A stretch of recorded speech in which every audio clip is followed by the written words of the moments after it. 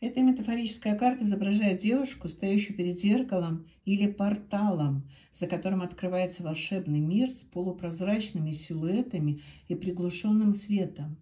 Зеркало, как граница между реальностью и зазеркальем, символизирует иллюзорность, а также возможность смотреть на свою жизнь под новым углом, раскрывая невидимые стороны.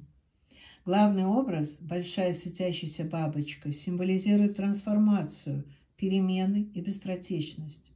Некоторая бестелесность зазеркалья говорит о том, что грядущие изменения могут оказаться не такими, как ожидалось, и даже призрачными, недосягаемыми. Карта советует воздержаться от поспешных выводов и отнестись с осторожностью к обещанным перспективам. Лучше присмотреться к тому, что происходит вокруг, и подумать, что нужно сейчас изменить, чтобы достичь желаемого результата.